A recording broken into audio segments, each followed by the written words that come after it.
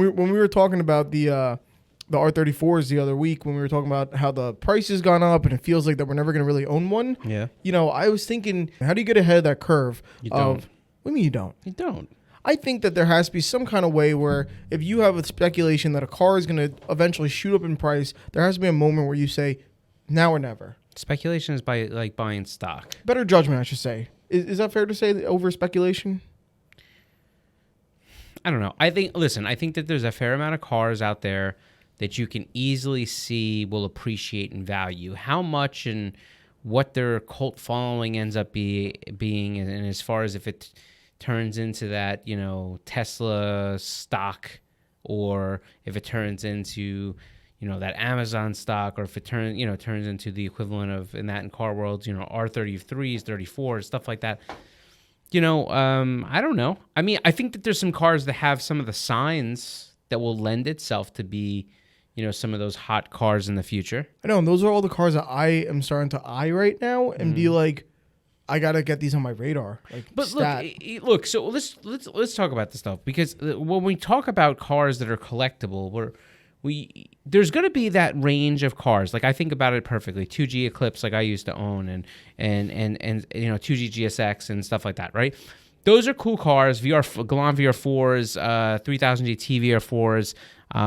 You know, you're going to have those cars that as they become used and abused, and there's only a few clean examples that have remained, they'll appreciate, right? They'll go up in value, but the question is how much. Like, for example, you know, back in my day, but like you go back 20 years ago, and you know, if I bought you know, a GSX that was 5 years old, you know, I was probably paying, let's say, $15,000, right? Mm-hmm. And the car was clean, lower mileage and stuff like that. And now today, if you go find one that's in decent shape and maybe even has, you know, it's built, it has modifications, but they're tasteful, the car's clean, no accidents, no rust, and the car, you know, is whatever. I mean, what are we talking about? We're talking about it's going to sell for $15,000. I mean, like, nothing really happened. It's just that those cars plummeted in value, and now whatever's left is coming back up a little bit. Max pulled up a 99 2G GSX on Cars and Bids. That thing looks mint, Scott. That's like right up my alley. Well, what I like about that car, is it automatic? Maybe, but no, manual. So here's the thing, like, yeah, like that's the prime example of the clean cars. Like, sold for $13,000, 13.5. I mean, that's to me, I think that's a great deal. I think at some point, how many miles on it?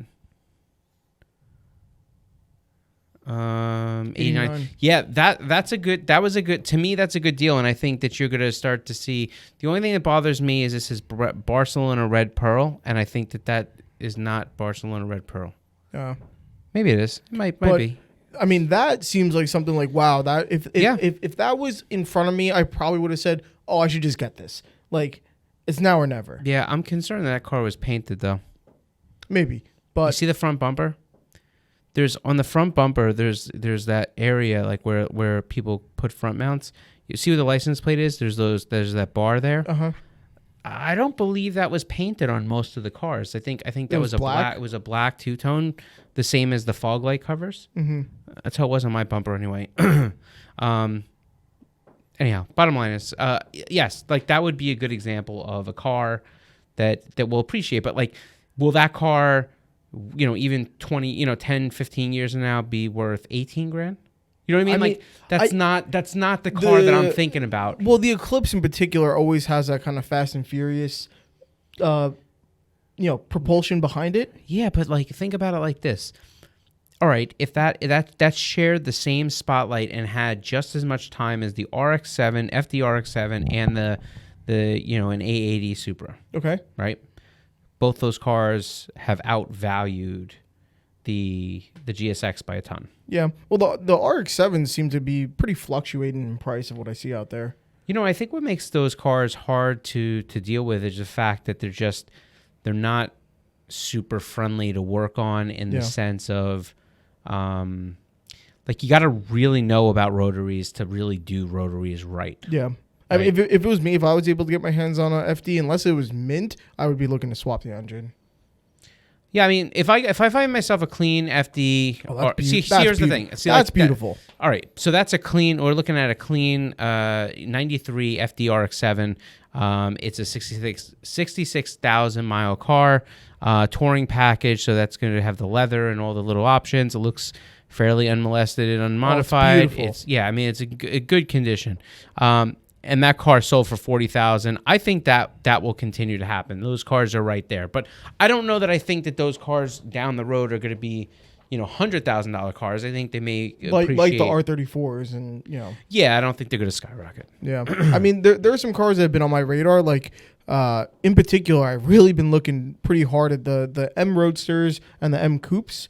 You're talking about like the clown shoe cars. Yeah, so the ones on the Z3 and the Z4 chassis. Yeah, like. The most hated cars back in the day, by the way. I know. Nobody liked those. The Z3 clown shoe, the coupe one, has already seen quite a skyrocket in value. I don't know how much more it's going to go up, but that is one of those unicorn cars. Yeah, it's not that car, but you would look for Z3M. Yeah, that's what you want to check. But so those would be on my radar because you can still find the Roadsters. There it is, first one. Yeah, that's the one that we're looking at on the screen. Yeah.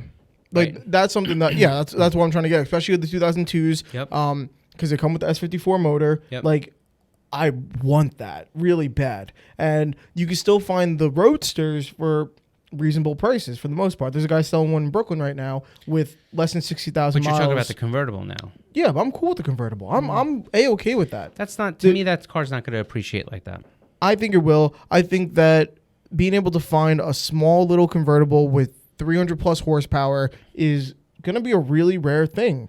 And that's going to be a fun car. It's a 5-speed. And I don't know. They speak to me in a way where I'm like, listen, that's an E46 M3 motor. Like, I don't know. That's kind of badass. What was the 1 Series that they only made for 1 year with the V8? Yeah, so it goes by the the V8. The V8?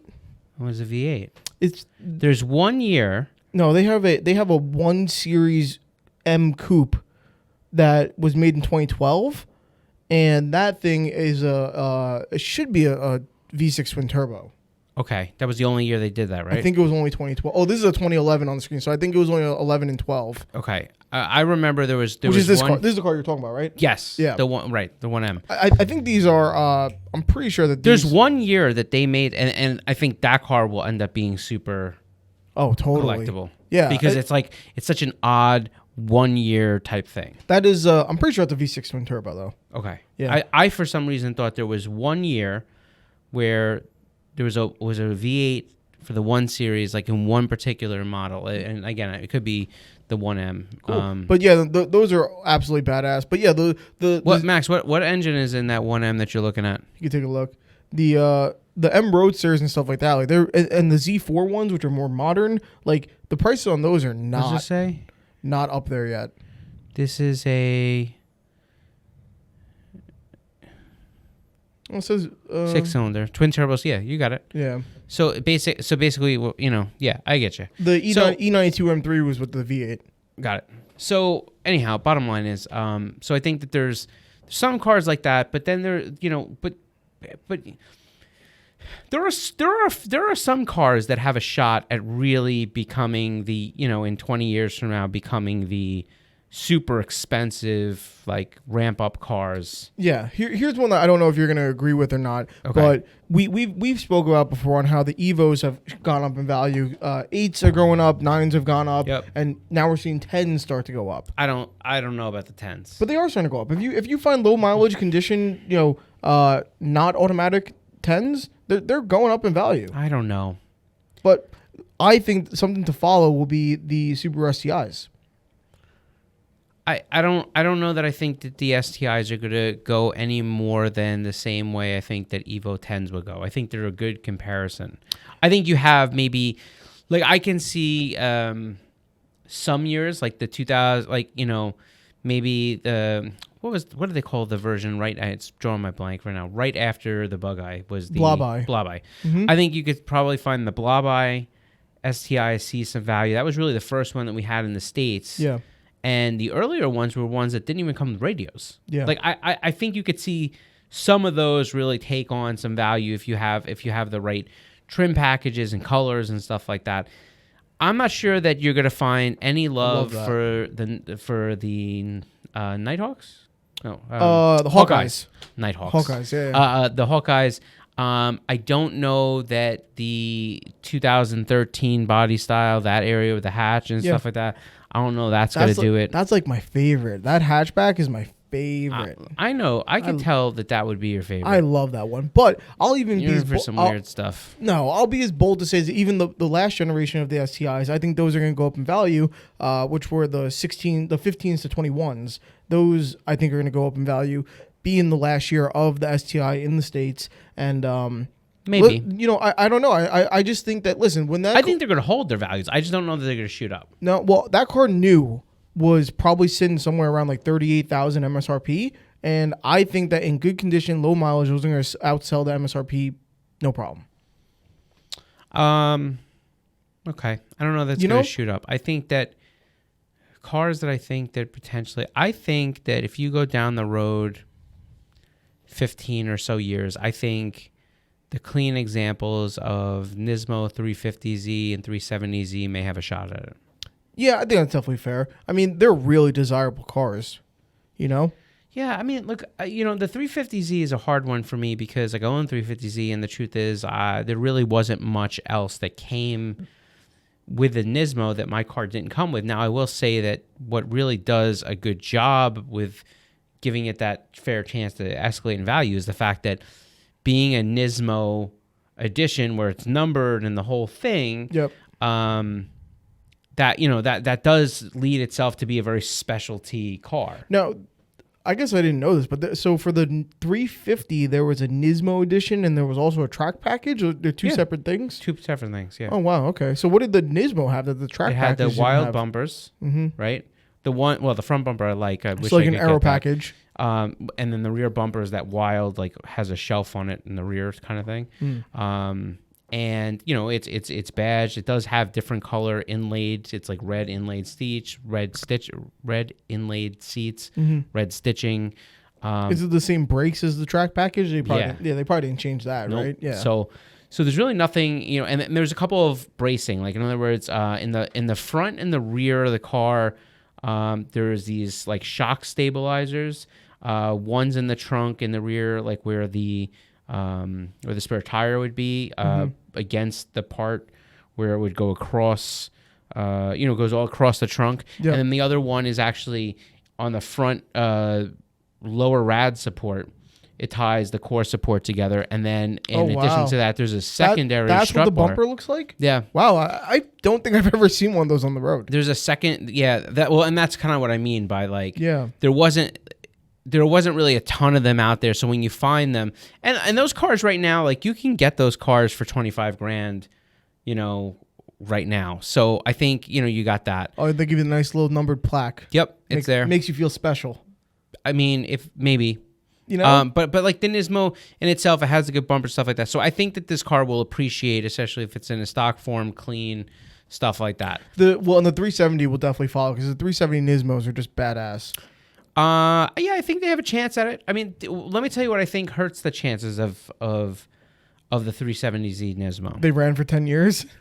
Well, no, but that's an ran? interesting point. It's because if you look at a 370Z Nismo, they did like the same thing like the Audi S-Line cars did. Oh. They had the Nismo package, and some of them were automatic, and then they had the Nismo edition, which was like legitimately the car. Right. So you got to find.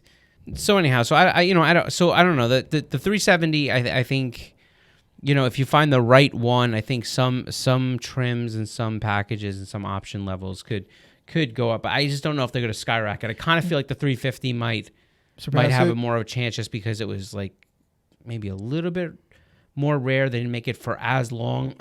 I think the car was only made in 2008. Wow. You know what I mean? So I think the Nismo 350Z does have a fighting chance. I'll tell you this, 370 Nismo, the wheels that came on the earlier generations of the 370 Nismo are some of my favorite OE wheels of all time. That split spoke one? It's they almost have like the same concavity as a neoform behind you. I understand that. And they have a little, I guess it is a split spoke. They have like kind of like a like a broken spoke at the end. It's like a Mhm. little whatever. I guess it's a split spoke. But yeah, those are one of my favorite OE wheels of all time. Cool. Really just love those. Let's see. What other cars do you think you could do it? I mean, I think there might be even as strange cars as something like a Chevy SS that would go up in value. Okay. No. You don't think so? I mean, again, I think it's going to go those clean examples. I think, some point you're going to find somebody that, was like, wow, this is cool. But I think just like the Impala SSs that were back in the day that had the LS1s in them and stuff like that. I don't know that I think that they're going to shoot up. I think there are people out there who love V8s. I think that there's going to be someone out there that's going to say, wow, having a sedan, which makes it on a level of more practicality, and having a 6-speed option with a rear-wheel drive V8 is going to be just a completely unicorn rare thing out there. So you're going to make that same argument for the more modern GTO? The more modern GTO? No. Yeah, I would. But the GTO, I guess, I think it's a 2-door, and yeah, it is. I don't know. So traditionally coupes do better anyway. I know, but I don't know if coupes are just proven to be not so popular in the States. That just looks. I'm sorry. Like I don't.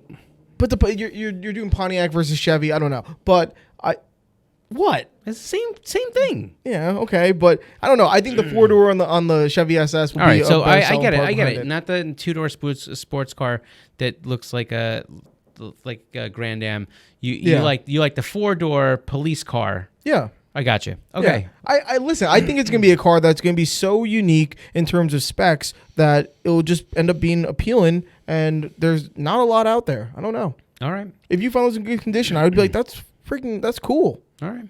I'll take your word for it. To each their own. Listen, we're on record, so we can come back later and see. Yeah. Let's see. Barreling on, I think when we get into BMW, I think we can easily say E36 M3, E46 M3, clean examples. E46, I'm sorry, not the SMG car. It has to be the true manual car. Yeah. But I think if you find those cars, I think there's a high potential for those cars to really skyrocket. I feel the way that you did with the R34s, GTRs, the way I feel with the E36 M3. E36 M3 is, I think, is one of the best looking cars, period. And wow, that's a big statement. Oh, it's such a good looking car. It really is. It's just beautiful. And the prices on those in great condition, I've seen them go as high as $85,000.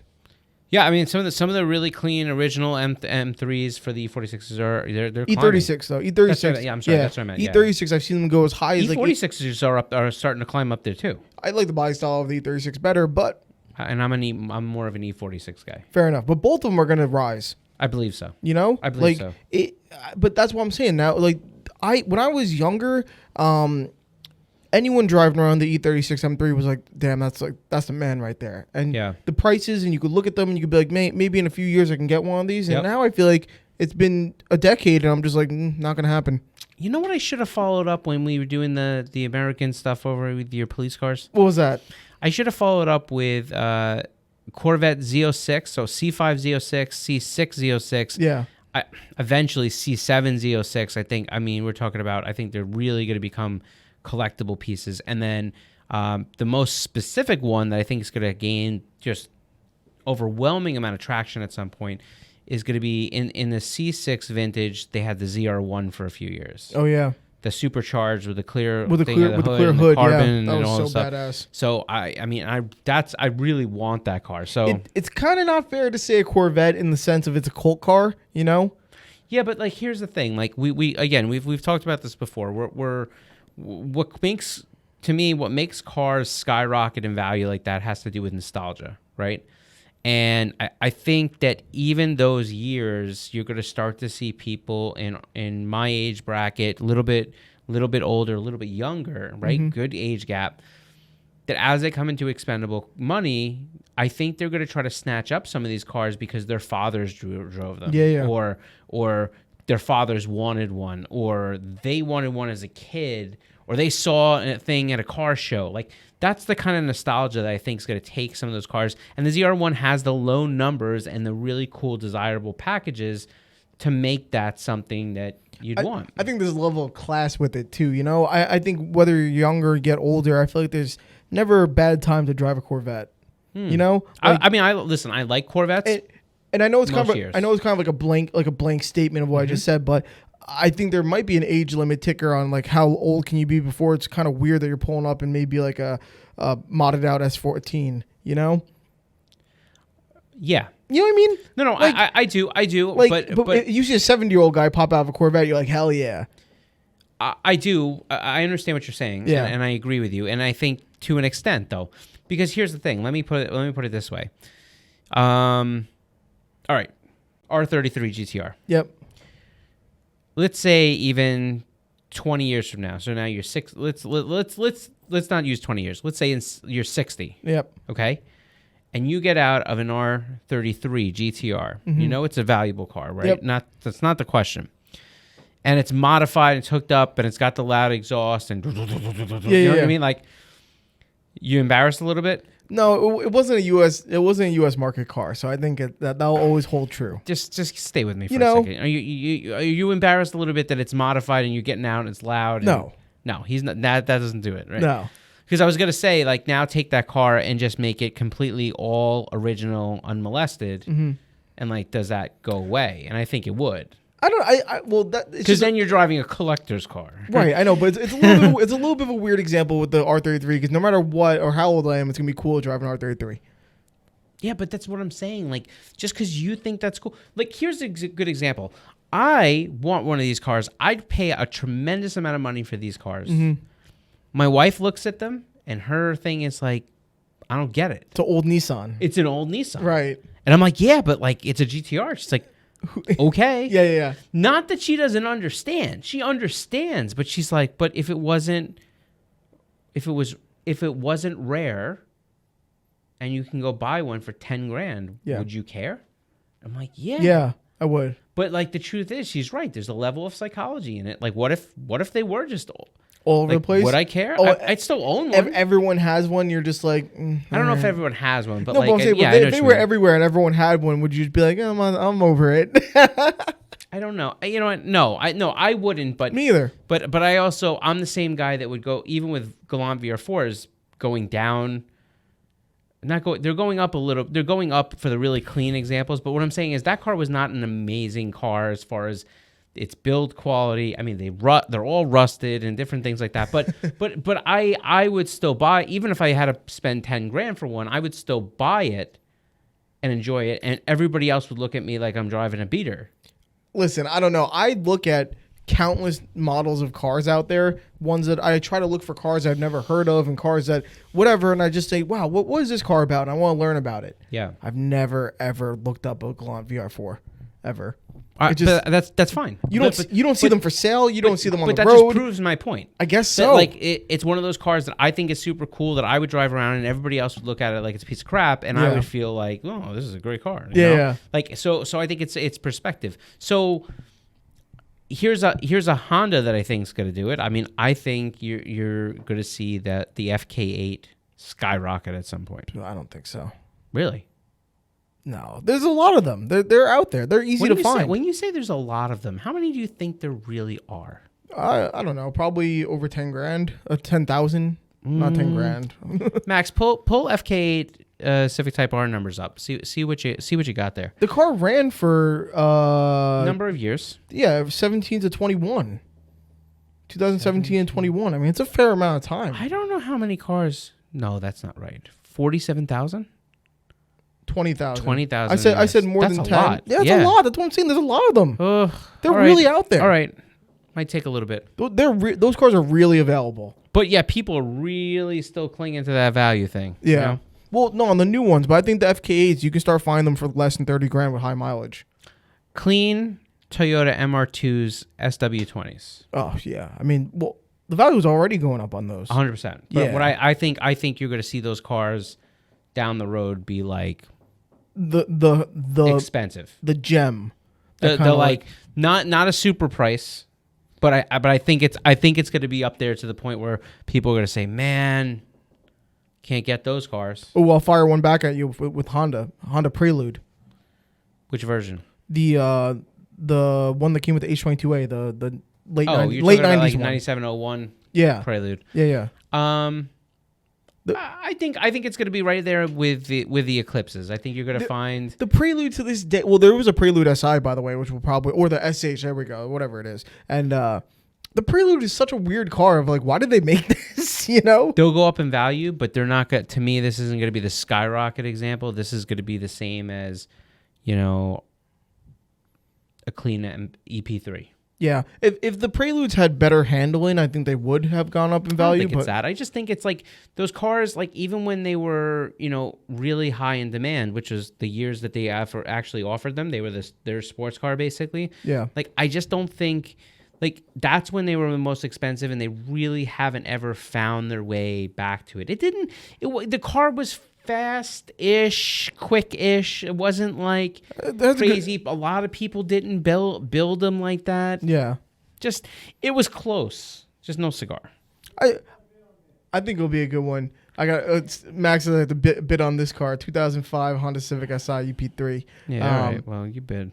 I don't know. What? Oh, it's a $2,500 bid right now. Just don't stomp too hard. If anyone's listening, the EP3 SI is like my white whale. Like I've been looking for one of these for a long time in good condition, and anywhere in New York, they're all beat to crap. So it's really hard to find one that's stock. Why they had to put that stupid shifter in middle of the dashboard? A lot of people say that's one of the best shifters, like just feel wise. Okay. That looks funny, but the placement, the shift and feel, it's really spot on. Awesome. So I listen. You could think it looks like a little joystick or whatever it is, but I didn't say joystick. I just think it looks ridiculous. Well, it looks like an Atari or something. It looks like they're like, oh crap! You know what we forgot to do, guys? We forgot to put the shifter in the car. You're just gonna have to throw it in the center stack. What's below the radio? Yeah. They're like, nothing. You got a hole saw? Boom. Shifter. Hey, listen, it's a really nice little kind of quirk to the car. Honda, before we leave the thing, I think that you're going to start to see S2000s at some point. Yeah. You're already seeing the prices with the CRs, the last generation CR. Yeah. And all the other ones are going to follow. I think you're going to need a really clean example. It's not going to be every example. Well, you know what the thing is about the S2000s that get people like really crazy or whatever, or not. Well, yeah, the hardtops are expensive. I know. They're super expensive. The real ones, yeah, not the fiberglass reproduction. No, not the fiberglass ones. Yeah. But the things that get the S2000 owners like really excited are like the exterior color versus the interior color. Oh, like like when they have the red interior versus... Yeah, so like this is the only one that comes in this blue with the red interior. Like they go crazy over that stuff. That's awesome. You know? So like if you have one of those winning combinations, I think that's definitely going to shoot up the value as well. Yeah. Because they have that weird number card to play. We talked about M3s and we talked about the M3s before, but I think the M2's got a really good shot at being a high value car later on. I mean, years. Yeah, I mean the what's the high performance M3 CS? There you go. That's what it is. The CS. That's fair. That's fair. I'll give you that because a lot of the different generations they all had CS versions. Yeah, the competition models. The competition ones are freaking badass. Yeah, unless you have to change brakes. But yes, I'm with you. Why? What happens if you got to change the brakes? It's like $1 million. Oh no. They're like carbon ceramic rotors and everything. How good are those? How long are those good for? I don't know. Okay. I do know that they like to crack. No good. Excessively. Well, the M2 is cool, and I'll tell you this: the new M2 I think is just fantastic as well. I think it's a great looking car. All looks aside, or whatever it may be, all criticism aside, I think it's just really good. Let's see what else we got. I would go ahead. You know what's not doing all that hot, which means low production sales numbers, which means eventually desirability. Do not say a Supra. I was gonna say a Supra. I really was gonna say a Supra. This guy's a mind reader. I'm sorry, it's not. That's not gonna. I don't think it's the A90 Supra's not gonna do it. The A90 Supra in the stick, which everyone wanted, everyone cried about, it's not selling, which means that they're gonna kill this probably this year, and they're gonna be worth something. You know, I think it's possible. If they only sell 4,000 units or less, I mean, You're right. Numbers make a big difference. It's a good car. I think the thing that may not allow it to do it is the fact that and I hate to bring this up because I know it's been beaten over and over again, but the fact that it uses a BMW powertrain. Yeah. I think may be the limiting factor here. I think that's what most people kind of stray away from it. No, when we saw that render earlier on the Prius GR, they used the same wheels from the GR Supra. Oh, right. On the Prius, exactly. It used those wheels. Well, and better yet, like that's the same wheels that the GR Corolla comes with. Yeah. Now I'll go on to say the GR Corolla, not just everyone, but the Circuit Edition and the Morizo. I can't pronounce that thing. Those two specs I think will end up being extremely valuable cars in the future. What I think is really funny is that when the car first released, there was the Core Edition, which is the base. Then they have the Circuit Edition, which is like the real top tier one, and then the Morizo is like the untouchable, super rare track only one, right? Yep. But now they already introduced this middle tier called Premium this year, so it's Core Premium Circuit. Yeah, I don't think it's gonna matter. I think you're gonna have to have the Circuit or a Circuit that's super clean, or dare I try to pronounce this again? Morizo. I could be wrong. I don't know. But I just think it's weird that they decided to throw a fourth. How many years, though? I mean, we're talking about years before this thing is going to skyrocket. Oh, totally. I don't even know if they will. I mean, I don't know. People can't really buy them. That's interesting. So jumping back in, I'll give you another car that I think potentially could be something in the future that somebody's like really into. The CTSV early car with the wagon, the hatch. Yeah, that's a cool car. Yeah, it's a cool car. That's a very cool car. Yep. It's very. I can see them end up like that weird niche piece becoming an extremely valuable portion of it. Like I could see that. I could see them going up. I mean that's crazy. That kind of follows suit with what I was saying with the Chevy SS. I mean you have a 6-speed manual supercharged wagon thing. Like that's incredible. That's like the most weird unicorn car. And I've driven that car. It's probably fast as all hell. Not only is it fast, but it drives great. Like a Cadillac. But it's comfortable, but the ride is firm and it's responsive, and it just really, like, it feels Corvette-ish. Like, it's really good. Yeah. So I think that car has a really good shot at it. Or even the new ones, the Black Wings. Yeah. But I mean, that's like I would think is one of the coolest American cars on the market today. Yeah, I mean, Blackwing has again, because it's a niche trim. I think it's got a shot, but like, I think you're too far down the. We got to go 30 years from now. I think the high MSRP also makes it maybe hard to see appreciation. Oh, that's fair. The lower the MSRP is, the more rare it is. It's easy to get that big bump. Yeah, S2000s. Well, S2000s weren't cheap when they came out, but I think the same thing is with the R35 though. Yeah, because I think the R35 being here, I think eventually the clean examples will be worth some money, but because we haven't really seen a lot of depreciation. But the problem with it is that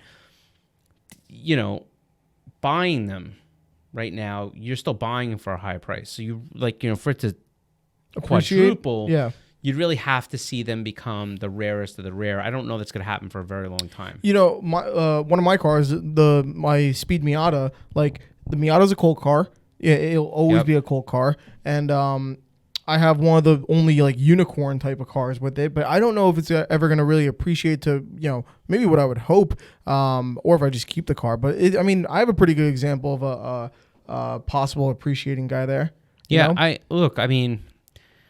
I think I said to you when you bought the car, I don't see this as going to be the car that's going to skyrocket in value. But do I think that there's going to be a buyer for it in the niche? Sure. Yeah, there's always people looking for Miatas, and if you want that kind of whatever, you want that OE type of Miata that had the turbo, and had some rareness to it, whatever, and you have a clean example of it, you might find the right buyer for you. I'll tell you, Flying Miata makes a little kit for my car that it comes with just basically every kind of bolt-on that you need, and it bumps it up horsepower-wise, like probably like 50 horsepower or something. It's really cool. They sell this little kit. Yeah. It's sweet. And you can get a nice little power bump pretty easily. 2 Fords. Ready? 2 Fords? Fords. Wait, I'm going to... I got 2 Fords, I think, that have some shots. Go for it. Obviously, Focus RS. Okay, Focus RS, yeah. All right. I feel like they're coming down in price, though. They are. They hit a peak. And I think that you're going to be able to find them, and then you're going to see some of them get abused and toasted and higher mileage, and then you're going to watch the clean ones prevail, and I think you're going to see that car shoot up in value at some point. Do you mean like since the price is coming down now, you're going to just start seeing all the available used ones just get wiped off because everyone's going to pick them up? And then maybe. I mean, I don't think they're going to get that. I don't know that they're going to be that cheap, but I do think you're going to start to see them, like, maybe like, some of the younger drivers that have that need to want to kind of be in that scene. Yeah. They'll pick them up. They'll drive them. They maybe amass, 130,000 miles, being that maybe the one they're picking up is 75 or 80,000 miles. Right. And then all of a sudden, like the car just sits, and maybe being a Ford, it doesn't age super well or whatever it may be. I could see those cars, clean examples, lower mileage stuff, really having some appreciation years down the road. Well, Focus RS was kind of expected. What's the second one? I'm curious because I can't think of anything else. Ford Lightning. Oh, the truck. Yeah, you're right on that. I would say you're right on that. That's a really it's starting to happen, so I can't say like look. I think it has a lot of things going for it. First thing, it's got the Fast and Furious tie, which I think will resonate with a lot of people. Second, it is a supercharged, awesome F-150, right? Like the truck is just very cool. I would buy one for the right price. $30,000. That's what I'm saying. Like, so like wow. I think this truck will end up being something that really appreciates super well. Like the 2G Eclipse, this has the Fast and Furious propulsion behind it. Yeah, but what I'm saying, the difference here is that they didn't make a lot of those Lightnings, I don't believe. Probably not. But like GSXs and the Eclipses, they did make a fair number of them. I think that truck, it has all the right things to be something that's whatever. Now, I think they're very cool. Well, the question comes in, does it turn into the GMC Typhoon, or does it really end up being... I love so much that you just said the GMC Typhoon. What are you saying in a bad way or a good way? No, I'm just saying that like... I love that you just said that. There are a few GMC Typhoons that we have seen in pristine, immaculate condition that people paid some good money for, but I've seen more of them... people trying to get 15 to 18 to 20,000, and they're kind of beat to crap. Yeah. So I don't know that that's going to be the restore car, but that was a cool truck back in the day. Scott, the counterpart to the Typhoon, the Cyclone, I love that car so much. Makes that car sense. is so freaking cool. It was a twin turbo V8, I believe. Oh my god, it's so cool. Was it a V6? I don't know, but it's so cool. Yeah, I mean they're cool. I when I first saw the Cyclone, I was like, wow, I want this thing so bad. Yeah. But on the thing for trucks, how about if I were to say I don't know what year it is, but the 2-door Chevy Blazers, the ones that came Extremes. The ones that came in a stick, and I believe they came with an LS. You lost me there. I thought all the Extremes came. I thought all the older Blazers came with that. What year are we talking about now? It's the that one. Okay, so there was an Extreme version, right? The same way they made the S10 Extreme. ZR2. I want to say they came with an LS motor. But I think they all came with Vortex. I don't believe any of them came with a V8. Okay. I could be wrong on that. I can't tell you that I'm all caught up to date with my Chevy Blazer And the fact knowledge. that somebody paid $17,500 for that thing, smack. Well, there's something about 2-door SUVs that I really think is cool. Something about Vortec and those trucks that didn't really hold up well either. But so, I'll tell you made my day saying the Chevy GMC Typhoon. Yeah, you made my day on that one. So I'm going to round out some of my list with a couple of different Audi cars. Okay. So the first thing I'm going to say is, how about actually I have two Audis. Okay. And I think there's going to be more Audis out there that I'm just totally missing. I'm not super well versed in all that is German. But then I'm also going to bring up a Volkswagen. Okay, so I'm going to give you 3 cars right now. I'll do the same. Okay. RS3. I think RS3s are going to be... Like current RS3s? Maybe slightly. What year? I think there's only 2 generations, I think. Yeah, the latter gen... Not that. Oh, not that one. That's the new ones, yeah. So not the new ones. Yeah. Yeah. I think the other ones, because they still have that very kind of cool Audi feel. Before, the grill ate the car. I was going to say RS4s. RS4 has been made for a long time. Okay. And, maybe. I think that's the only RS that you can get in a stick. I think it was. Okay. Not saying that they're super desirable, because I know they're not, but kind of rare. So here's the next car that I have that I'm The only thing that blocks me from really committing to this one is the fact that I think it has that same thing I just said of the GTR thing. It's so expensive right now that I think for it to go up in value, it has to really get 30 years down the road to the point where like there's nothing left. But that RS6 Avant, the new one. Oh my God. That car is awesome right now. Like I would love that car right now. But because I'll go on the record and say that is the perfect daily driver. That is one of the best looking cars on today's market. All right. So we love that car. My whole thing is car. that right now that car's still selling for an enormous amount of money. I do think that you'll see this car in the future and that will be, it will go up in value. Yeah. Right? It's crazy because I don't know what the sales numbers are on that car, but I think everyone can agree that car is amazing. Yeah. And they still won't bring the equivalent of the M3 here, Right. of the M3 Touring with the wagon. Well, I don't know if it's about that. There's just something about that Avant. There's that Colt-ish follow. I don't know. Anyhow. They really go. I feel you on that. I was gonna say for another Audi, I was gonna say the TTRS, and the first generation one that I was looking at. I don't think it's gonna get there. I think that a 5-cylinder little sports car is, really kind of cool. I understand. You know? I get it. I just don't know that I think it's gonna be First the gen, unicorn. First gens were available in six speed already, making it that different from the newer TTRSs. Yep. So I don't know. I think it has something going for it. What was the Volkswagen you were gonna say? All right. So I struggle with this because I have a feeling as soon as I say one car, you're gonna say another car. Do you not want me to? No. I just feel like we've had this conversation many moons ago, and I believe that this is what's going to happen. Okay. Should I call it, or should I let you naturally bring it up? Go for it. Just say it. All right. Wait, you want me to tell you what I think you're going to say in rebuttal? No. Let's see if it happens. All right. I feel like I should write it down so that like everybody believes that I really believe this is going to happen. Anyhow, I think a cool car with a Volkswagen that if it's clean potentially could escalate in value is a 20th anniversary Mark IV GTI. It's a cool car. It was a cool car. I think it's a car that's completely forgotten about. I think if anybody still has one in clean condition, comes with a 1.8 turbo.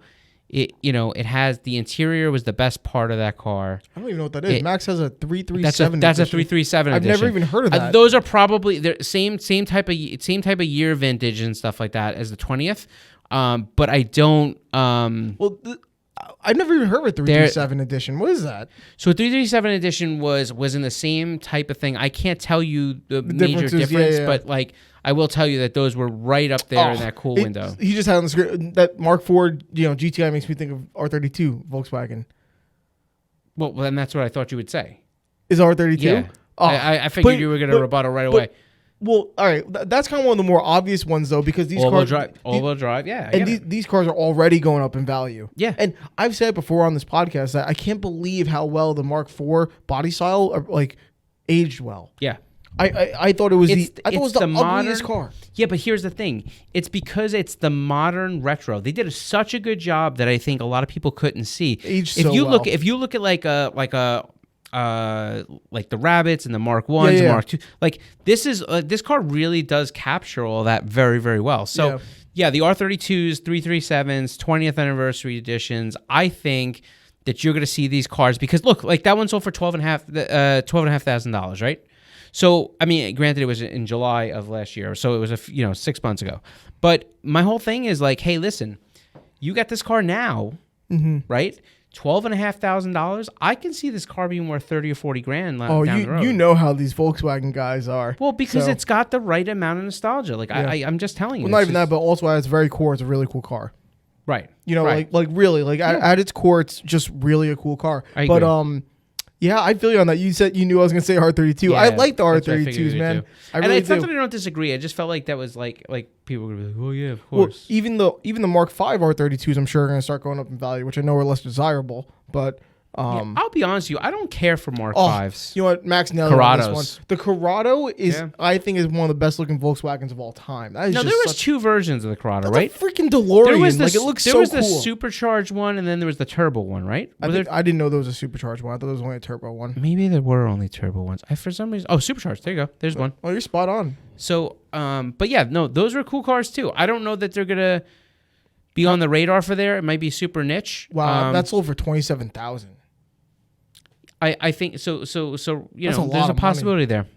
Wow, Cool cars, very cool cars. when you start getting to this, how do you feel about start getting to this blend of pricing where people are paying $27,000 for a Volkswagen Corrado, and the prices on, say, another car that you mentioned, like a Focus RS, are starting to get to that same price? Like, how are you going to make that decision on what you want to buy? Well, I mean, I think that there's different types of car people for different types of cars, but I think that that's fair witness of now. Well, there's got to be people like me who just want everything.